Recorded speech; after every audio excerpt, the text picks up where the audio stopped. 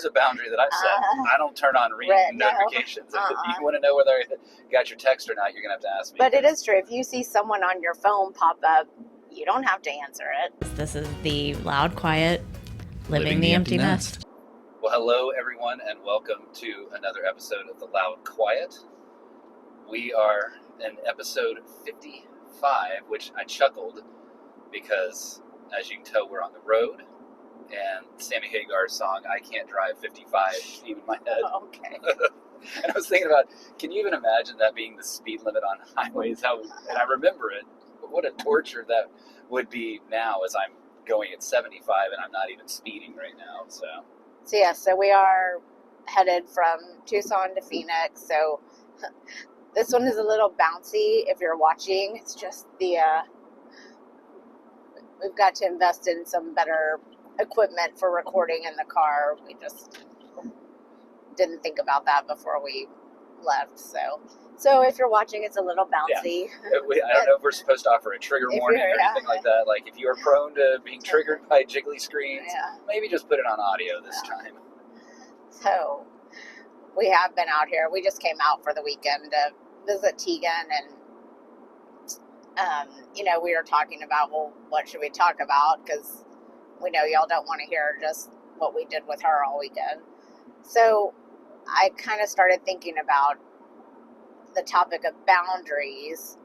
And it's interesting because before I had even shared with you what my thought was, several things came up. And then even at breakfast today, when we were with Tegan, we were talking about some things that she's dealing with too.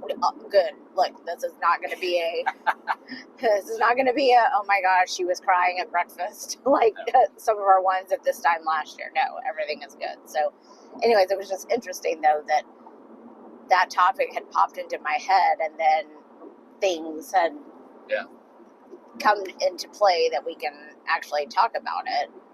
And this isn't just, like you said, boundaries that T was bringing up. No. There's things that we're discovering as we've now been in the empty nest for a year, that there's boundaries to be understood, boundaries to be created, and boundaries to, I guess, just navigate through. And I think, yes, throughout all aspects of life and all stages of life, boundaries are always there. And I think that's, again, become one of those buzzwords, that when we were younger, we probably didn't think of it as setting a boundary. It was just, the way things were ordered, the way things happen. That, and I think the idea of being able to, permitted to, socially acceptable to set boundaries is more in line with today's current culture than in the past, whereas you would almost just have to, well, no, I'm going to be polite, or I'm going to sacrifice more of myself. And this isn't, boundaries aren't automatically just about how selfish can I be, right? We're living in a society here, and so there is a balance to be struck. I think there's just greater awareness of boundaries are not only healthy for you, but they're healthy for those against whom? I don't know what you'd say, but those that you set the boundaries with.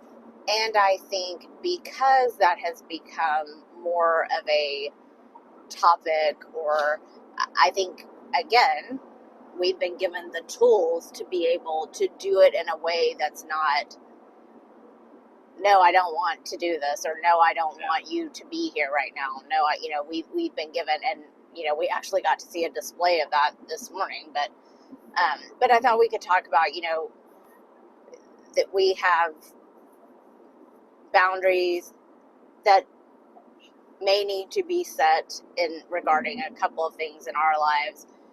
We have boundaries as parents that we may need to be setting some things. It hasn't been an issue yet.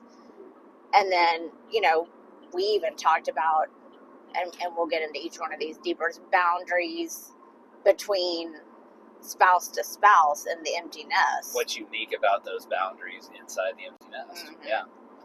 And I guess a fourth one is what we observed this morning of watching our child set boundaries. Yes. Mm-hmm. Maybe not empty nest. It was encouraging to see. Mm-hmm. It's interesting. You said, I can't remember the exact sentence that you said, but we have more tools. It is interesting, and now because of the connectivity that we have, that there's so many tools or devices or things that make setting boundaries even harder. In the 70s, if I didn't want to interact with someone, well, I just took the phone off the hook. There may be a few technical glitches in this one. We apologize. So that brings up the point of, okay, let's talk about the one involving Tegan. We had a great weekend with her and her friends, as always. Just hearing their stories always just cracks me up. They're having a great time living together. You know, we took 3 of them out to dinner one night. We took 7 out the next night. You know, it's just fun. We went and played golf and stuff. So that pretty much sums up you and I got to get in a hike to one of the places that we really enjoy going. So pretty. So great weekend. And then this morning when we got to breakfast, you know, I told her, I said, hey, I set a boundary. I said, can it just be the 3 of us for breakfast? Because we've had her friends the entire time. She's like, oh yeah. She said, I kind of already had that in mind too. So, you know, she is the only one with a car and who drives in her apartment. You'll also be getting the Waze alerts if you like. So she's the only one with a car and, well, one that has a driver's license. And so she has become the Uber everywhere. And, you know, she doesn't mind when she's going to the grocery store. She always offers, hey, who needs to go? She drives them to school because they all start at the same time. But, you know, she got a text from one that said, hey, so-and-so needs to go to the store today. Can you do that? And Tegan was like, well, why are you asking me instead of the person? And so she was getting irritated, but then worked it out. And she said, you know, I've just told them, no, 1, I don't want you to tell me the day of that you need to go somewhere. And 2, you know, we've been out all weekend. Why didn't you bring it up then when we were out? So she set her boundary and she gave future directions on how to approach it. And she also told this person, hey, don't go to the other roommate, come to me directly. And everything was resolved. And she said, I really love that I can have conflict with this group of people, her roommates, and we can resolve it. And she said, and I don't just get left on red, which is what we were taught when you said. Yeah, there's a boundary that I've set. I don't turn on red notifications. No. If you want to know whether I got your text or not, you're going to have to ask me. But it is true. If you see someone on your phone pop up, you don't have to answer it. Yeah. But what was great about that is it demonstrated to us, even in the telling of the story, that clear boundaries actually reduce conflict. And I think without clear boundaries, there's a more likelihood that the risk of conflict is there. Because what is most conflict? Most conflict is misaligned expectations. Mm-hmm. Well, when you have a boundary set ahead of time, the expectation is set ahead of time. Yeah. So that was the one, you know, that we actually got to see play out today. So that was awesome that I had thought about this topic before that even happened. You know, another one that we're dealing with, and you can speak to this one. And what I like about this isn't a situation where it has to do with my family. It has to do with the handling of my mom's estate and just what we call kind of Austin stuff. And in general, there aren't individual conflicts inside of there. There's just a heavy volume of activity to the point that you and I were saying, it was on Saturday that you looked at me and smiled and said, you realize that we didn't have any Austin text or phone call today. And it got us to thinking about, even in something that it's normal, right? We are trying to handle my mom's estate, and that involves coordinating between 3 individual families, and the difficulty of just the labor associated with it, the decisions that have to be made. It may be the kind of thing that we have to talk about sort of almost we'll handle this on business days, on work days, or those sorts of things, because it really was every day there was something new. Even on a day where you and I think it was last Tuesday, we had so much going on in our own lives. I was busy with my work, you were busy with all the activities and work elements that you had, and then something unexpected from Austin popped in that had to be handled, that took time, that was unanticipated. Even on another day when you and I texted each other, we were both at work, and I had gotten pulled in, and it was totally fine. It wasn't anything negative or anything, but I wasn't expecting to get a text from Austin, and I got my unexpected. And you got, so. And that's a real important point, is that none of these things were bad. No, this isn't like setting a boundary around health or abusive relationships or codependent, any of that kind of where those are real. We sort of came to the realization that there's a time to set boundaries, even when the thing that you need to set the boundaries is actually good. Yeah. But it's just, there needs to be a balance in how much of that consumes our mentality and for anything else, our time. Well, what I said is it's just seeping into every orifice. It's like a chlorine gas. Yeah. So, but again, like you said, it's not anything negative. It's just mental energy and time that you weren't necessarily planning on putting towards that, and it pops up. And in the empty nest, I think there's even, and I'm not even talking about others assuming that about me or others assuming that about us. I think in my head, I'm like, well, I've got more time, so I can always say yes to handling something. I can always say it because I don't have that whole category of kids involved. It's an empty nest. And that's where I think I'm going to have to learn, is probably we're going to have to learn, that just because we're empty nest doesn't mean that it's always yes. Right. Oh, yeah. And I think we've talked about that just in everything. You can't, we had a lot going on last week getting back from Austin, getting ready to leave for Arizona. We had life group in there. We had, a couple of appointments there. So it's all good. But it's all, it does. And,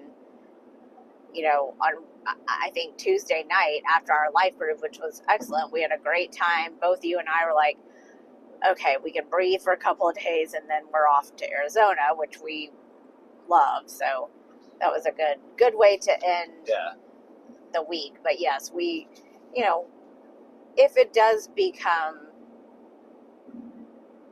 hopefully things will start getting wrapped up.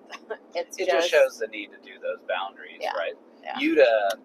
I'm going to set a boundary on Austin Talk right now. We're going to cut that one. I was done. I know. I'm making it. We're putting a boundary. Yeah. There's the other one that you talked about, and that we're discovering in the empty nest that, boy, you always want to say yes to your kids. But now when your kid's in town, what does that mean? And Tanner has by no means crossed any boundaries. There's been some unexpected things that have come up, but it's been fine. But yes, it'll, now that I think we were both, because he did a trip this weekend as well. So I think now that we're back, and like next weekend is his family weekend, parents weekend. And, I didn't know if law school does that, and yes, they do. And so again, I think we already talked about that, I don't know if we talked about this in the last one, but he said, maybe we'll do something Friday night and then Saturday as well. And, you and I were both like, of course, set up what you want to set up, we'll do it. But in our heads, we're like, can we just do Saturday? I don't want to drive down there 2 days in a row. So, but we will do on this one whatever he wants to do. And that's what we're trying to figure out, though, and that is with someone who is in town, and fortunately, I'm going to use actually the word fortunately, he's not 10 minutes away, he's 35 Yeah. minutes away. So it's not just a snap of the fingers and you're there.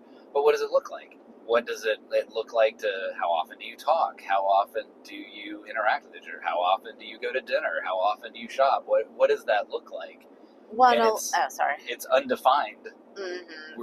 And I think a lot of it too is, I had visions of, and this is more of when our kids are older, of, okay, let's do pick a night, Sunday night dinners at our house or Right. whatever. So I kind of envisioned when he came back that, oh, maybe we will do something like that. The problem is we've been gone, I think, almost every weekend since he's, and we have still lives going on. So I had visions of, maybe he would come over and, meal prep or something. But like I said, we've been gone. And so maybe now that things, we're home for a couple of weeks, but we do have family weekend next weekend. And that may not ever come to fruition, but I would like to figure out a way that we can see him in a more planned out way than just sporadic. And that's where boundaries come into play. It's boundaries and it's rhythms. Because what you're describing are rhythms. Yeah. Of this is how we operate. This is how, and that has to be figured out together. And that's, it's the healthiest boundary is the one that both sides set together. Because I imagine whether Tanner has expressed it consciously or it's subconscious, as a young adult, like he's the age I was when I was at my first real job. He's just in law school. I guarantee he's setting boundaries. Oh, and his mind. Yeah, and I would never be the parent that just knock knock shows up on your door. Oh, we're paying for this, so I can show up. And I would never do that. But I'm also open to the spontaneous of, hey, do y'all want to just come down here for dinner tonight? Or the only problem with that is that I am such a planner, even now in the empty nest, that I still have our meals planned every single night. So, which I've gotten better about. I can just, and I've also gotten better about buying stuff that I know if I need to shelve it for a day, I can. But I'm still grinning on the idea of the pop-in, because of course, as everything in our life, it goes back to Seinfeld when Jerry was worried about the parents moving back in, and George had to deal with the pop-ins, and then when his parents got separated, the double pop-ins. So yeah. But yes, I would never do that to any of our children. But beyond that, so then the last one that we wanted to talk about is if boundaries that need to be set in the empty nest with each other. And this one's kind of improv, because when we went into this conversation, we weren't talking about boundaries between each other. No. It was the boundaries that we set externally. Well, what does that look like in a committed marriage to have boundaries towards the individual spouse? And I made the point that I don't think that's been an issue for us, unless you're about to drop some bomb on me or something. Because I've done this. That's 55 episodes leading up to this point to discuss the boundary that I'm waiting to drop on you. Because we do still enjoy being around one another. We still like the same things for the most part. We are doing this podcast. There have been times with the podcast, hey, do you think we can record today? And it's been, no, I just can't. Yeah. So we have had to, I'd say that's probably our biggest boundary setting thing, has been stuff revolving around the podcast. I think we're the mindset, though, Vehicle on shoulder ahead. Vehicle on the shoulder. Yes. I think in the empty nest, one of the risks, and part of why we haven't experienced this risk yet, one of the risks is what happens when one spouse retires versus the other, right?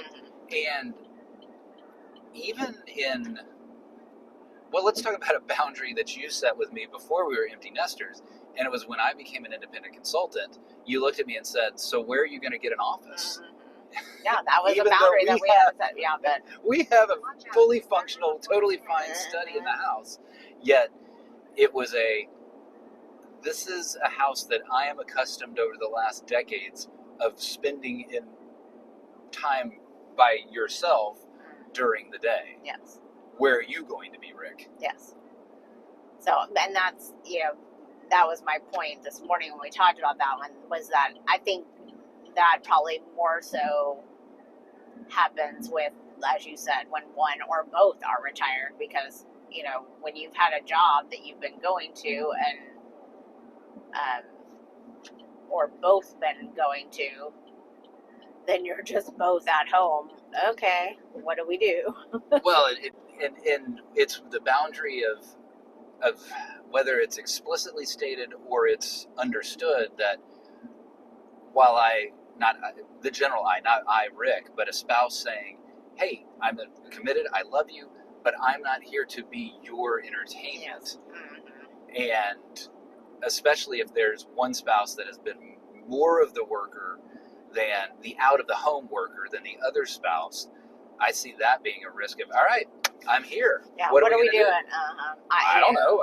I do what I do. Because you figure your own stuff out. And I would say because generally you do have one spouse in the partnership that is more of the social planner. Yes. And so yes, if the one who has not been doing that is now looking Guilty. to that one to fill the time, this also goes back to our episode a couple of weeks ago that, get involved now in groups and other activities. My parents are still very heavily involved in their church. Right. If they didn't have that, I don't know what they would be doing to fill their days, because most of their activities revolve around things that they are still doing with their church. So, and that's a boundary that we haven't had to deal with, although as I've pivoted into what I'm doing now, which is less of a, the day's schedule is a fixed or near fixed schedule filled with meetings and that sort of thing. Now that it's a little more fluid, we haven't set sort of explicit boundaries around home or that kind of stuff, but I know that I at least pay some attention in my own mindset of, all right, am I coming home too early, or, what is it that you had planned? Yes. So understanding, no, it doesn't. And that's a boundary we'd have to discuss, because there's also me saying, well, yeah, I live here too. No, and I think, especially when the kids were home, and I knew what time they would be home. If you said, hey, I'm going to be home early, then I'd be like, because I didn't have any of my, now it doesn't bother me as much as it used to. So, there's a boundary that we haven't talked about, and I don't even know if it's one that needs to be set, but I've been doing my independent consulting for 7 some odd years, and now you're coming into the business. Are we going to find that there are role boundaries that we'll have to set, and is that going to be a challenge? Well, I've already set boundaries with, I work from 2 to 4. 1 day a week. And actually,